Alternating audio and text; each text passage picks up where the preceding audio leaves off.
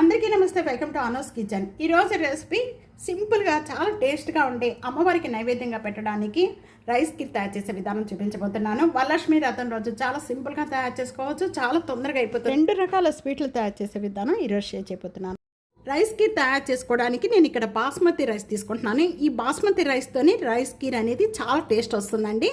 ఈ రైస్ కీర్ అనేది టేస్ట్ రావాలి అంటే కనుక బాస్మతి రైసే తీసుకోండి, చాలా బాగుంటుంది. ఇక్కడ నేను బాస్మతి రైస్ ఒక హాఫ్ కప్ తీసుకున్నాను. ఈ హాఫ్ కప్ అనేది ఒక బౌల్లో వేసేసుకొని మొత్తం కూడా వాటర్ పోసి ఒక 10 నిమిషాలు ఇలాగే నానపెట్టేసుకోండి. నానపెట్టుకోవడం వల్ల రైస్ కీర్ అనేది చాలా టేస్ట్గా ఉంటుంది. ఈ బాస్మతి రైస్ నానే లోపల మనం పాలు అనేది మరిగించుకుందాము. ఏ కప్పుతో అయితే హాఫ్ కప్ అనేది బాస్మతి రైస్ తీసుకున్నామో అదే కప్తో 2 కప్పులు పాలు, 2 కప్పులు వాటర్ యాడ్ చేసుకోండి. అచ్చంతో పాలతో చేసుకున్న చాలా బాగుంటుంది. ఇక నేను 2 కప్పులు పాలు, 2 కప్పులు వాటర్ యాడ్ చేస్తున్నాను. సేమ్ మళ్ళీ ఇదే కప్పుతో వాటర్.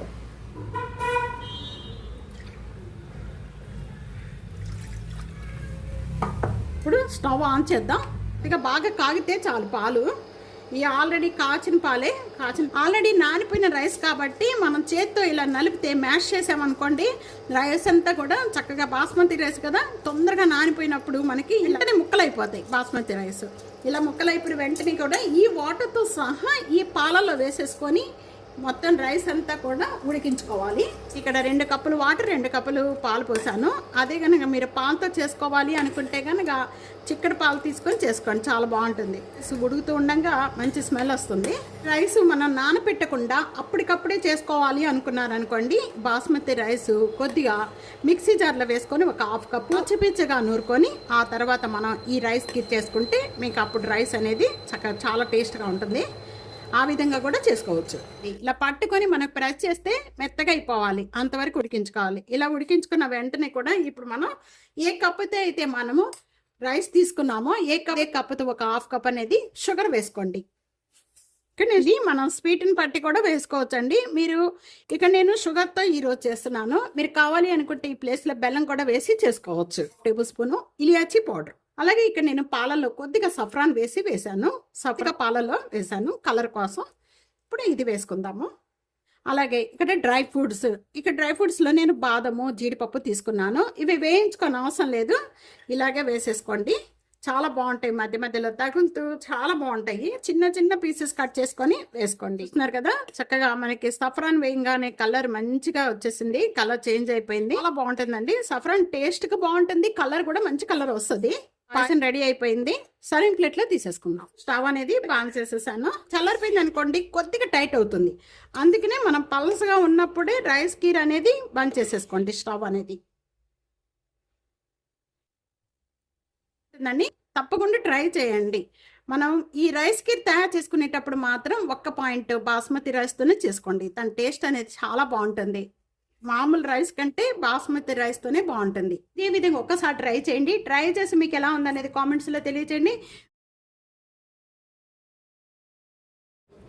రెండవ స్వీటు బెల్లం పరమాణం తయారు చేసే విధానం చూద్దాము. చాలాసేపటి వరకు కూడా చిక్కపడకుండా, పాలు విరగకుండా ఏ విధంగా తయారు చేసుకోవాలో ఈరోజు ఈ వీడియోలో చూపించబోతున్నాం. మనం బెల్లం పరమాణం అనేది పండగలప్పుడు కంపల్సరిగా తయారు చేసుకుంటూ ఉంటాము. కానీ కొద్దిసేపటికి అది బాగా చిక్కగా అయిపోయి పాలు విరిగిపోతూ ఉంటాయి. అలా లేకుండా జ్యూసీగా చాలాసేపటి వరకు కూడా మనకి పరమాణం పల్సగా చాలా టేస్ట్గా ఉండాలి అంటే కనుక ఏ విధంగా తయారు చేసుకోవాలనేది ఈ వీడియోలో చాలా సీక్రెట్ ఐటమ్ వేసి తయారు చేసే విధానం చూపిస్తున్నానండి.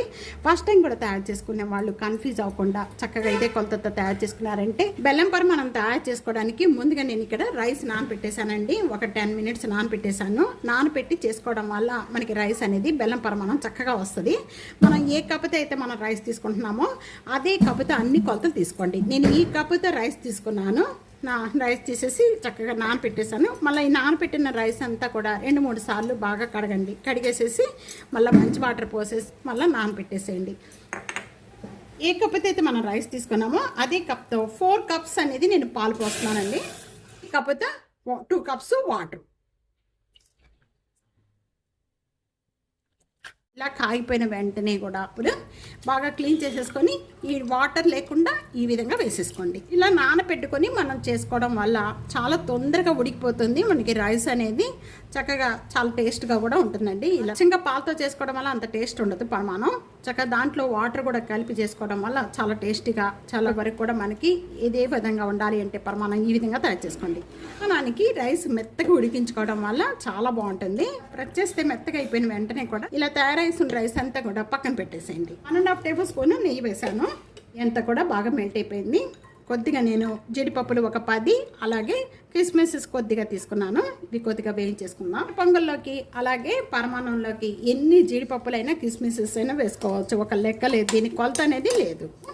ఇలా వేగిపోయిన వెంటనే కూడా ఈ ప్యాన్ తీసేసి పక్కన పెట్టేసుకోండి. ఇప్పుడు బెల్లం కరిగించుకోవడానికి వేరొక ప్యాన్ తీసుకున్నాను. నేను మనం ఏ కప్పుతో అయితే మనం రైస్ తీసుకున్నామో అదే కప్పుతో 2 కప్పులు బెల్లం వేస్తున్నాను. కరెక్ట్ సరిపోద్దండి బెల్లం పరమాన్నంలోకి. మీరు స్వీట్ ఎక్కువగా తినేవాళ్ళు అనుకుంటే కనుక ఇంకా 1 టేబుల్ స్పూన్ బెల్లం వేసుకోండి. ఈ తురిమిన ఇదే కప్పుతో ఒక 1 కప్ అనేది వాటర్ పోసుకుందాం. తీగ పాకం రావాలి బెల్లం అంతా కూడా. స్పష్టంగా తయారు చేసుకునే వాళ్ళకి తెలుసుకోవడానికి చూడండి. ఈ విధంగా కొద్దిగా పట్టుకొని మనం ఈ విధంగా ప్రెస్ చేస్తే ఇలా చూసారా తీగ పాకం వస్తుందా? ఇలా తీగ పాకం రావాలి. చూస్తారు కదా, మనం ముందుగా కుక్ చేసుకున్న రైస్ అంతా కూడా చక్కగా ఈ విధంగా బాగా ప్రెస్ చేసేసి ఈ విధంగా కలపండి. అంతా కూడా మనం పాకం వచ్చిన ఈ బెల్లం అంతా కూడా ఇలా వడపోసేసుకొని దీంట్లో వేసేసుకోండి. బెల్లం పాకం అంతా కూడా ఇలా వడపోసుకున్న వెంటనే ఇప్పుడు ఇదంతా కూడా బాగా కలపండి. చేసుకున్న రైస్లో ఇప్పుడు 1/2 టేబుల్ స్పూను ఇలాచీ పౌడరు. ఉల్లో పెట్టే ప్రసాదం ఎంత టేస్ట్ వస్తుందో ఎందుకు అనుకుంటున్నారా? ఇది వేయటం వల్ల కొద్దిగా లడ్డు కర్పూరం అండి, పచ్చ కర్పూరం అంటాం కదా, ఇంత చూస్తున్నారు కదా, ఇంత వేసుకోండి. ఇలా వేసుకోవటం వల్ల మంచి టేస్ట్ వస్తుంది. ఇది వేసుకోకపోయినా పర్వాలేదు, కానీ మనం ఇప్పుడు చక్కెర పొంగల్లోనే వేస్తాము. కానీ పరమాన్నంలో కూడా కొద్దిగా లైట్గా వేసి చూడండి, చాలా టేస్ట్ అదిరిపోద్ది మీకు. అన్నీ కూడా ఈ నెయ్యితో పాటు మొత్తం కూడా కలిపేసేయండి. బెల్లం పరమాన్నం అనేది అమ్మవారికి కూడా చాలా ఇష్టమైన ప్రసాదం ఇది. అందుకనే మనం ఎప్పుడు కూడా గృహప్రవేశాలకి పండగలప్పుడు కూడా ఇదే విధంగా తయారు చేశారంటే చక్కగా వస్తుంది. ఫస్ట్ టైం కూడా తయారు చేసుకునే వాళ్ళు ఈ కొలతలతో ఇదే విధంగా ట్రై చేయండి. చక్కగా పరమాన్నం చాలా టేస్ట్గా నోట్లో పెట్టగానే వెన్నలాగా కరిగిపోతుంది. అంత ఇదే విధంగా తప్పకుండా తయారు చేసి మీకు ఎలా ఉందనేది కామెంట్స్లో తెలియచేయండి. వీడియో 4కి షేర్ చేయండి. మీ రిలేటివ్స్కి అలాగే ఫ్రెండ్స్ అందరూ షేర్ చేసి లైక్ చేసి టియానోస్ కిచెన్ని సబ్స్క్రైబ్ చేసుకోండి. Thank you for watching. బెల్లం పరమాన్నం తయారు చేయండి.